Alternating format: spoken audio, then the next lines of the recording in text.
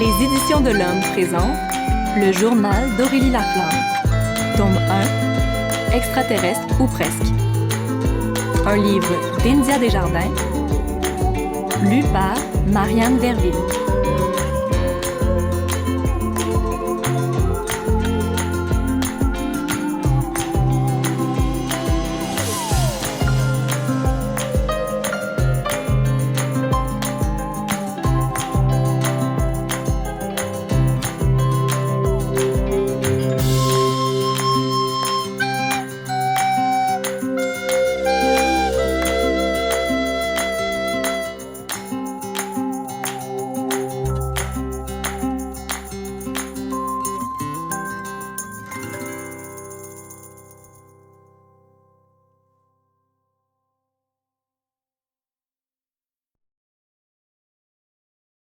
Septembre, la fin du monde.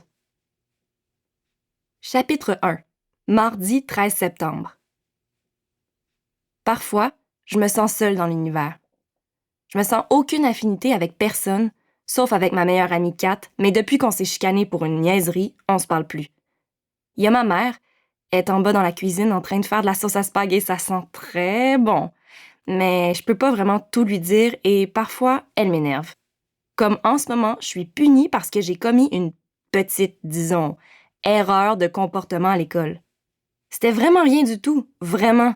Mais ma prof de maths, auprès de qui j'ai commis l'erreur en question, l'a dit au directeur, qui l'a dit à ma mère, et me voilà punie. Personnellement, je trouve qu'on devrait pas être puni à 14 ans. Il devrait y avoir une loi pour que les parents n'aient plus le droit de nous punir, disons, après 11 ans. Sinon, c'est poche. Ma mère a décidé que ma punition serait de ne pas avoir le droit de regarder l'épisode des Frères Scott de ce soir. Et j'ai pas le droit de regarder les rediffusions cette semaine, ni même de l'enregistrer. Ma mère dit que, au pire, je pourrais le regarder en DVD l'an prochain. Mais l'an prochain, c'est loin! En plus, les DVD des Frères Scott sont extrêmement mal faits, puisqu'ils contiennent pas la version française et que je ne comprends pas grand-chose en anglais. Exemple, j'ai déjà chanté The Anthem de Good Charlotte ainsi. You, Noah, just like you. Na na na na na, this is the anthem. Was you, the one, na na na, you. Ce qui ne veut rien dire. Franchement, ma punition n'est pas méritée parce que j'ai juste fait une petite blague à la prof de maths qui, soit dit en passant, est vraiment chiante depuis le début de l'année. Elle est tout le temps bête, tout le temps. Genre, on arrive dans sa classe et elle commence à nous crier par la tête qu'on n'arrivera jamais à rien si on n'utilise pas sa méthode de travail.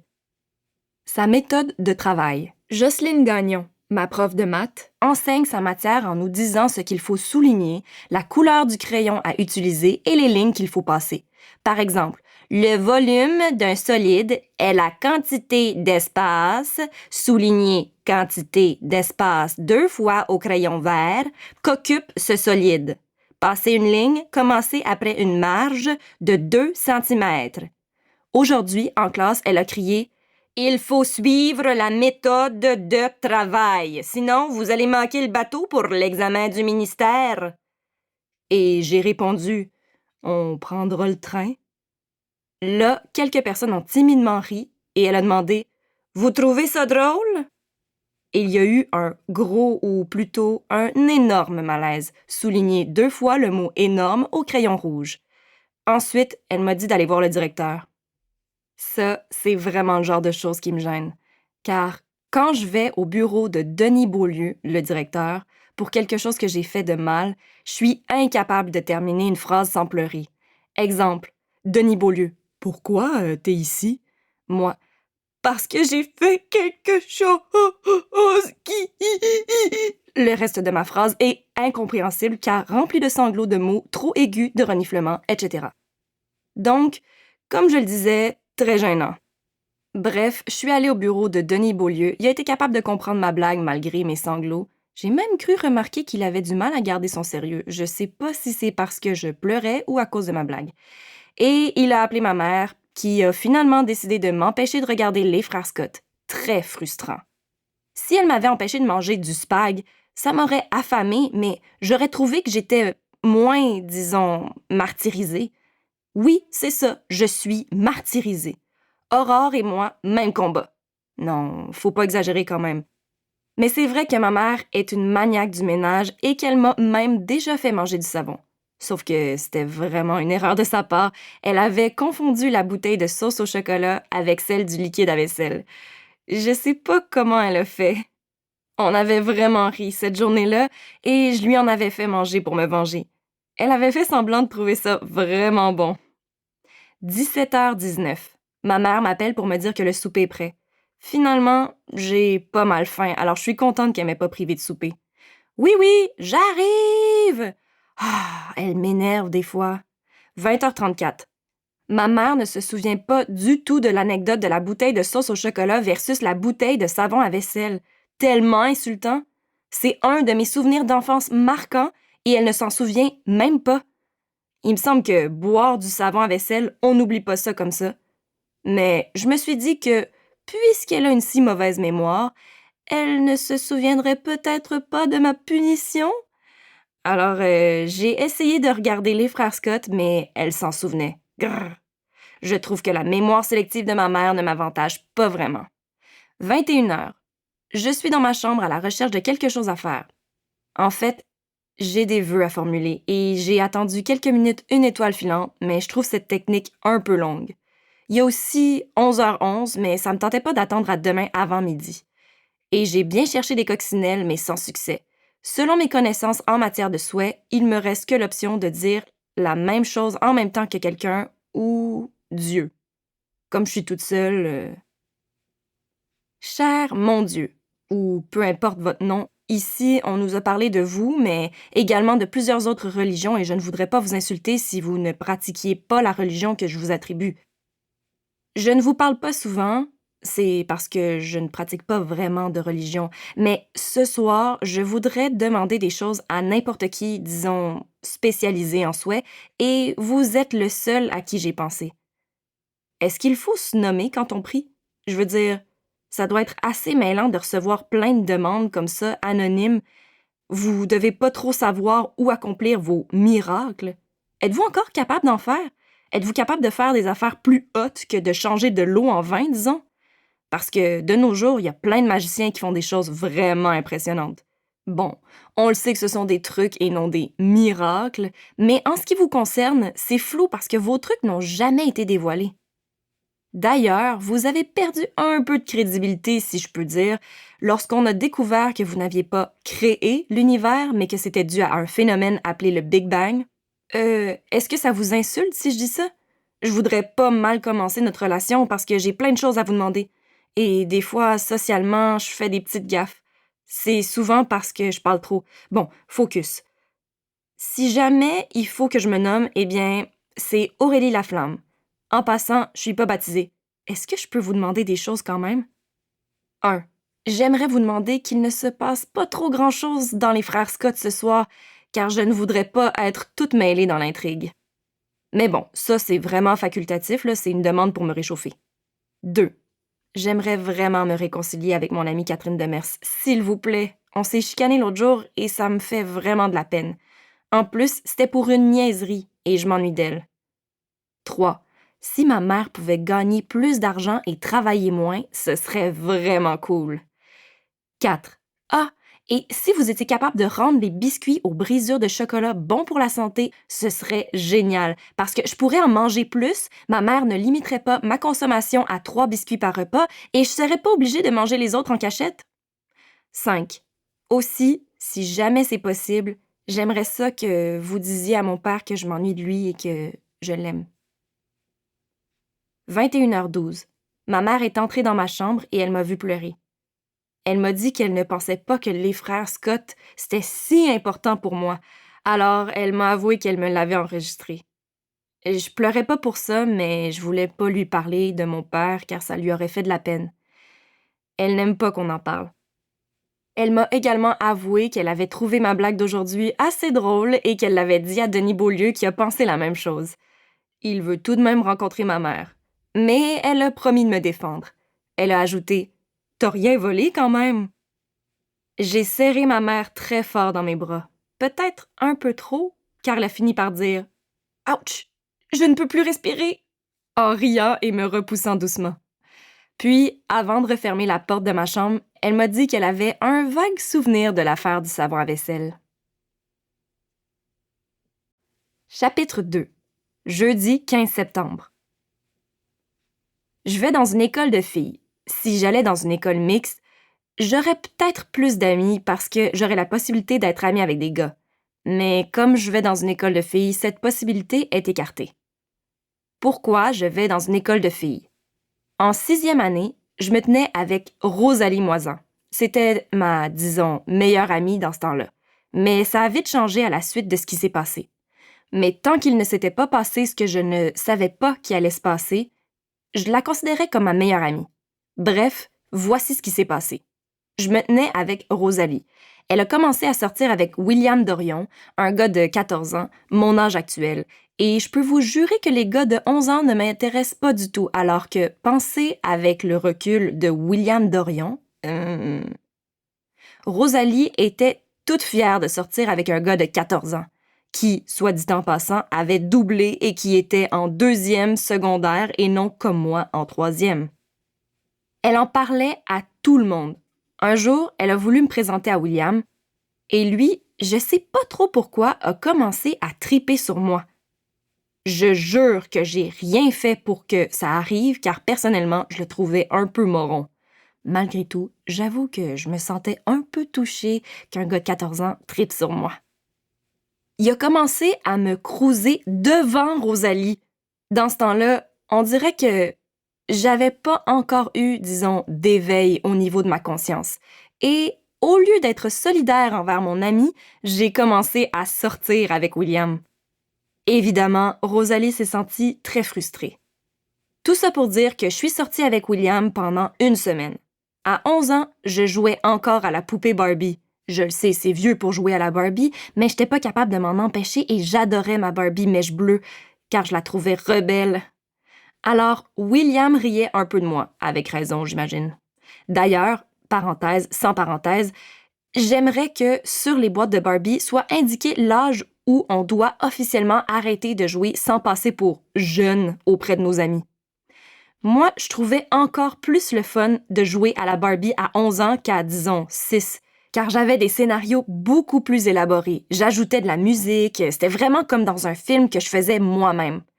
Dommage que j'ai été totalement incomprise par le reste de la communauté des gens de 11 ans. Pour en revenir à William, au bout de notre 6e jour de fréquentation, il m'a demandé si j'étais d'accord pour qu'on French. Personnellement, je trouvais que William avait très mauvaise haleine. J'avais jamais encore Frenché, mais je savais très bien de quoi il s'agissait, c'est-à-dire faire un tournicotis de langue. Et comme je trouvais que William avait mauvaise haleine, je me disais que faire un tournicotis de langue et donc de salive avec lui devait goûter très mauvais. Alors je lui avais dit que ça me dérangeait pas, mais que j'aimerais bien qu'il se brosse les dents. Notre conversation à l'époque. Lui. Ah ouais, on French! Moi. Je sais pas. Lui. Ah ouais, je le dirai à personne. Moi. Bon, ok, mais j'aimerais ça que tu te brosses les dents. Lui. Hein? Rapport! Ponctuation telle que ressentie dans la vraie vie. Ensuite, j'ai pas voulu l'insulter et lui dire que c'était parce qu'il avait mauvaise haleine. Et il est parti. Quelques jours plus tard, une gang de l'école me regardait et riait de moi en chuchotant. Rosalie était avec eux. J'ai demandé ce qui se passait et ils m'ont dit que les French n'avaient aucun rapport avec le brossage de dents. J'ai dit « Oui, ça a rapport quand l'autre personne a mauvaise haleine ». En fait, c'est ce que j'aurais aimé dire. Mais sur le coup, c'est pas sorti. J'y ai réfléchi et ce n'est que quelques heures plus tard que j'ai pensé à cette réplique. Je me demande d'ailleurs pourquoi, quand les gens m'écœurent, je suis jamais capable de trouver tout de suite la bonne répartie qui leur en boucherait un coin. Pourquoi faut-il que la répartie arrive 5 heures plus tard, juste avant que je m'endorme?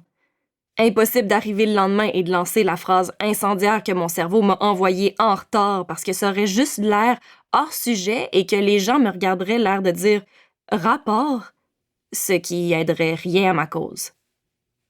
À partir de ce moment-là, Rosalie a plus jamais été mon amie. J'ai regretté énormément d'être sortie avec William et le reste de l'école a ri de moi à cause de l'affaire brosse à dents French qui n'avait pas rapport selon eux. Je suis surprise que personne n'ait remarqué à quel point William puait de la bouche. Tout ça n'a pas duré très longtemps, mais c'est juste assez pour que je me sente mal. Donc, quand est venu le temps de choisir mon école secondaire, j'ai choisi une école privée pour filles. Mes raisons. 1. Les gars m'énervent solide. 2. Puisque je ne serais entourée que de filles, je m'éviterais des problèmes causés par des gars. 3. Comme l'uniforme est obligatoire, je pensais économiser du temps. Choisir des vêtements le matin malgré la pauvreté de ma garde-robe est un processus très long et complexe. Et m'éviter toute remarque désobligeante sur ma tenue vestimentaire.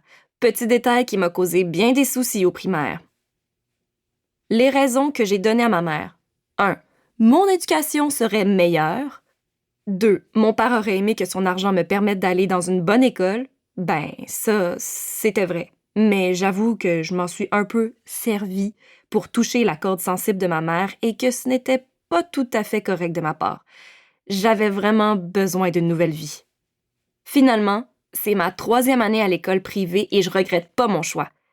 Et j'y ai rencontré Catherine, qui est devenue ma meilleure amie, même si malheureusement nous sommes en chicane depuis 5 jours, 4 heures et 10 secondes. Chapitre 3. Jeudi 22 septembre. Horreur! Ma mère a rencontré mon directeur aujourd'hui. Il lui a dit qu'il me trouvait spéciale. Ma mère me l'a répété avant de déclarer qu'elle avait trouvé le directeur, et on parle bien ici de Monsieur Denis Beaulieu, très charmant.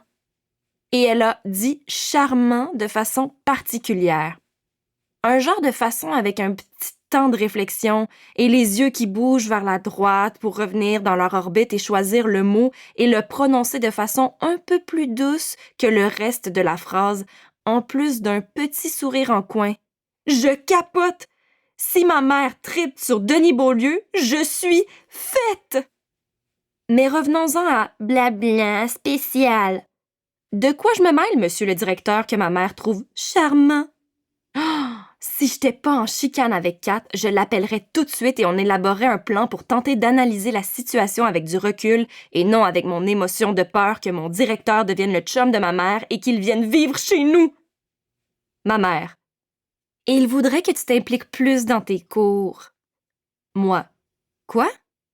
J'étais tellement concentrée à imaginer ce que serait ma vie si ma mère se mariait avec Denis Beaulieu que j'ai même pas écouté ce qu'elle m'a dit. Ma mère. Selon Denis, Monsieur Beaulieu, tu pourrais avoir de bien meilleurs résultats si tu te forçais un peu plus. Moi. Mais, il a dit ça. Ma mère. Mais t'en fais pas avec ça, on est seulement qu'au début de l'année, t'auras le temps de te reprendre.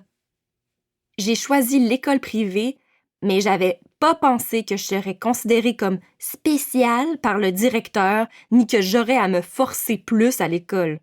Je n'ai pensé qu'à ne pas me chicaner avec mes amis et c'est arrivé quand même. 20h30.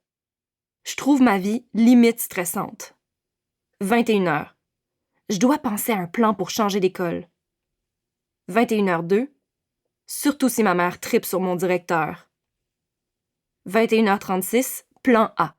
Dire à ma mère que M. Beaulieu a une maladie de peau et que, sous son habit, il a l'air d'un lépreux. 21h37. Wesh! J'ai des frissons d'effroi à imaginer M. Beaulieu avec... Arc! Mal de cœur. 22h. Je suis total insomniaque. Je n'arrive à trouver aucun plan pour empêcher ma mère de sortir avec mon directeur. Chapitre 4. Vendredi 23 septembre. J'ai croisé Catherine à l'école et on s'est pas parlé. J'ai donc décidé d'aller manger dans les toilettes pour qu'on ne me voie pas manger seule à la cafétéria. Catherine n'est pas la seule personne avec qui je m'entends bien, mais c'est la seule avec qui je peux manger. Chaque midi, tout le monde s'assoit toujours aux mêmes tables. Pas que les tables aient été assignées d'avance, mais quand une gang s'approprie une table, c'est sa table pour l'année. C'est comme ça depuis la première secondaire. Puisque je mange avec Kat depuis la première secondaire, je peux vraiment pas m'asseoir avec une autre gang sans passer pour une intruse provenant d'une autre planète. Ce que je suis probablement vu mes difficultés d'adaptation sur cette planète-ci. Ou pour quelqu'un qui se cherche des bouches-trous. Mon amitié avec Catherine a commencé lors d'un examen d'entrée pour l'école. Elle avait une queue de cheval et, quand elle marchait, sa queue allait d'un côté et de l'autre. C'est vraiment un phénomène propre à Kat, parce que lorsque Justine Simard se fait une queue de cheval, aucun cheveu ne bouge. C'est peut-être une question de port de tête ou de fixatif. Donc, pendant l'examen, j'ai hésité sur une question. Kat, que je ne connaissais pas encore, l'a remarqué et a tourné son efface vers moi. Sur son efface, il y avait, écrit en tout petit, plein de notions importantes, dont la règle du participe passé accordé avec avoir, qui me donne tant de misère et dont j'avais besoin pour répondre à l'examen d'entrée. Après l'examen, j'ai dit merci à Kat pour son aide. Elle m'a dit qu'écrire quelques aides-mémoires sur son efface était une très bonne technique car les profs étant myopes, c'était très rare qu'ils s'en rendaient compte. Elle affirme encore aujourd'hui que cette technique ne peut être considérée comme de la tricherie. Mais c'est un point de vue qui se discute. J'ai trouvé l'idée géniale et je m'en suis toujours servie. Quoique ça ne m'ait jamais aidé à répondre à des questions d'examen et que ça coûte très cher en gomme à effacer à ma mère qui se demande pourquoi je les perds toujours. À partir de ce moment-là, Kat et moi sommes devenus amis et on s'est promis juré de le rester forever and ever. Kat est hot. Rien ne lui fait peur. Exemple, l'autre soir, nous attendions l'autobus pour revenir de l'arcade. Il y a un grand gars qui est arrivé derrière nous. Moi, j'ai figé. Mes jambes se sont mises à trembler. Ça m'arrive toujours quand je suis nerveuse. Kat s'est retournée et lui a crié « Qu'est-ce que tu veux? » Les gens se sont retournés vers nous, le gars est parti et Kat m'a prise dans ses bras et m'a demandé si j'allais bien. Ce soir-là, j'ai été étonnée de constater à quel point elle a les nerfs solides. Kat dit que la popularité à l'école, c'est pas important. Ce qui compte, c'est d'avoir la meilleure amie du monde. Malheureusement, on s'est chicané. Vraiment pour une niaiserie en plus. Samedi 10 septembre, jour de ma chicane avec Kat. 16h10. Tout d'abord, il faut dire que Kat a quelques règles lorsque nous sommes en présence de gars. Les règles de Kat. 1. Ne jamais, au grand jamais, dire qu'on a déjà trippé sur Britney Spears, des boys bands ou autres chanteurs ou chanteuses trop girly pop, même si ça fait partie d'un passé lointain. 2. Ne pas dire que j'ai joué à la Barbie jusqu'à 11 ans, même si je suis capable d'autodérision à ce sujet. Ben quoi, je m'assume. 3. Ne pas dire qu'on aime parfois revoir La Petite Sirène et toujours dire qu'on aime les films d'horreur, même si ça nous fait faire des cauchemars. 4. Ne jamais dire qu'on s'est déjà exercé à embrasser avec notre bras. Notre propre bras et non le bras de l'autre, ce qui aurait été franchement dégueulasse et surtout très gênant si Juliane, la sœur de Kat, était entrée dans sa chambre sans frapper juste à ce moment-là. 5. Ne pas sortir avec un gars s'il n'est pas approuvé par l'autre et s'il risque de briser notre amitié. J'ai brisé une seule règle. À l'arcade, Kat dansait sur le Dance Dance Revolution. Kat est la meilleure à ce jeu qui consiste à faire les pas de danse proposés par un écran. Évidemment, elle fait toujours attention de ne pas choisir une chanson de Britney, même si ça fait partie des choix proposés et qu'elle est devenue une spécialiste grâce au jeu Britney Spears Dance Beat sur son PlayStation 2. Un super beau gars est arrivé et lui a dit « Wow, t'es vraiment la meilleure! » Et j'ai dit « Dire que c'est grâce à Britney Spears! » Oups, c'est sorti tout seul. J'étais super fière de Kat, mais les mots sont sortis de ma bouche parce que j'étais trop submergée de fierté. Là, les gens qui admiraient la performance de Kat sont devenus silencieux. Comme si j'avais dit, je sais pas moi, que je déclarais la guerre ou quelque chose du genre. Je sais pas qui trippe encore sur Britney Spears, mais ce qui est sûr, c'est qu'elle avait aucun fan à l'arcade ce jour-là. Bon, le gars qui a dit ça à Kat, c'était un employé de l'arcade et il est pas du tout de notre âge, donc impossible de l'envisager comme chum. Et c'est peut-être pour ça que j'avais pas les règles en tête.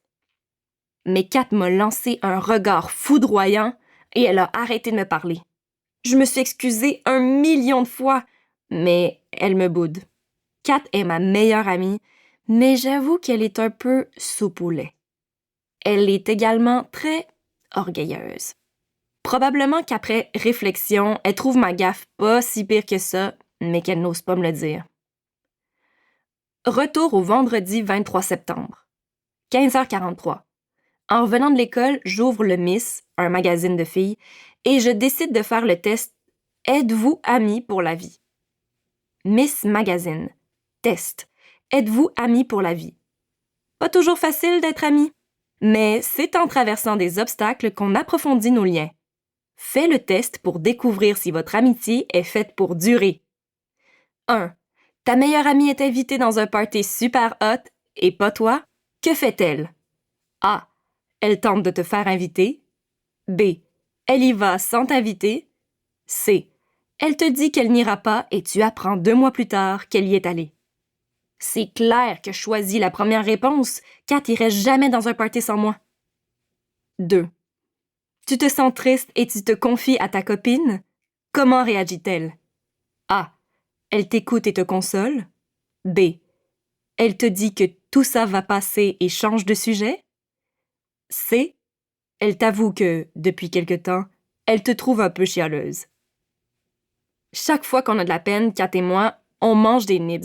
Après, on rit comme des folles et on saute partout en tentant de décoller le reste de bonbons qu'on a entre les dents. J'adore les nibs. 3. Ta meilleure amie tripe sur un gars de l'école et tu as également le béguin pour lui. Comment réagissez-vous? A. Aucun béguin n'entravera votre relation. B. Ça crée une tension, mais vous arrivez à vous entendre. C. Vous le tirez à pile ou face. Que la meilleure gagne.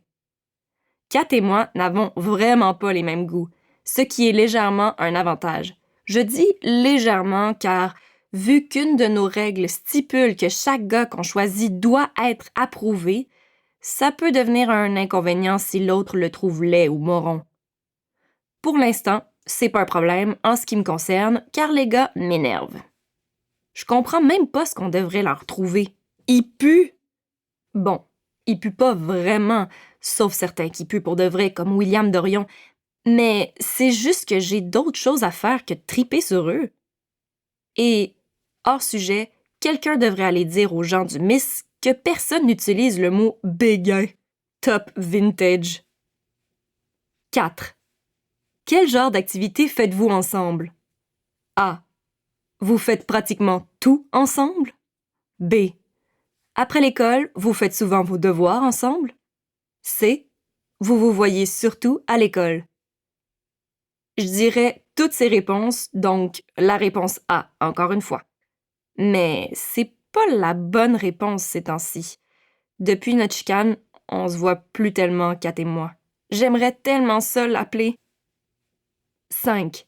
Si l'une de vous deux confie un secret à l'autre, qu'arrive-t-il? A. Il faudra des archéologues pour découvrir ce secret dans 1 million d'années. B. Tu peux lui faire confiance, mais tu ne lui dis rien, juste au cas où. C. Toute l'école le saura dès le lendemain.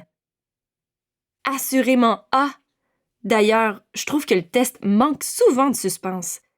À un certain moment, on se rend compte que si on ne choisit que telle réponse, on aura le test souhaité. Comme je suis une fille dotée d'un bon sens de la déduction, j'ai déduit que toutes les réponses A me conduiraient vers mon but, c'est-à-dire qu'on me dise que Kat et moi sommes les meilleurs amis du monde forever and ever. Résultat.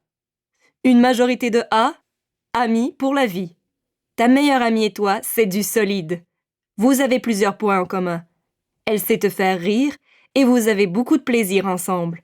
Lorsque vous vous confiez quelque chose, non seulement ce secret est bien gardé, mais vous ne portez aucun jugement sur ce que vous vivez. Cette amitié est précieuse. Fais-y attention. J'ai pas fait attention à mon amitié. J'ai révélé un secret. Je crois que j'ai révélé le secret parce que je trouve pas que c'est un si gros crime d'avoir tripé sur Britney Spears. Mais j'ai pas respecté Kat qui voulait pas que ça se sache. Une majorité de B, une bonne amie. Vous êtes de très bonnes amies, mais vous auriez avantage à vous faire un peu plus confiance. À force de vous côtoyer, votre relation s'approfondira et se solidifiera. L'amitié est quelque chose qui se nourrit, qui se travaille. Vous avez encore bien du temps pour vous prouver mutuellement votre valeur. Non, ce résultat ne ressemble en rien à Kat et moi, sauf peut-être la partie qui dit que l'amitié se nourrit et se travaille. Peut-être que je devrais utiliser cet argument. Une majorité de C, l'ami toxique. Es-tu bien certaine que tu as fait ce test en pensant à une amie? Si une personne te dit qu'elle est ton amie, mais qu'elle te rejette, raconte tes secrets ou parle dans ton dos, tu ne peux la considérer comme telle. Une véritable amie est digne de confiance et a envie de passer de bons moments avec toi. Bon, j'ai raconté un mini secret, mais je l'ai pas vraiment raconté, c'est sorti tout seul de ma bouche parce que j'étais trop fière d'elle et de sa performance sur le Dance Dance Revolution. Je suis pas une amie horrible, j'ai juste fait une gaffe. J'aimerais bien appeler Kat pour lui dire les réponses de mon test. Et pour lui dire une fois pour toutes que l'affaire de Britney Spears, c'est niaiseux. J'ai quand même pas révélé qu'elle avait de l'acné sur tout le corps, ce qui est totalement faux en passant, je viens d'inventer ça.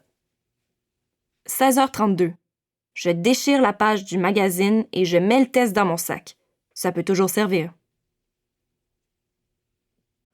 Chapitre 5. Samedi 24 septembre. Rien à signaler, mais vraiment rien. Ma mère et moi sommes allés chez ma grand-mère, la Flamme, et elle m'a fait des crêpes.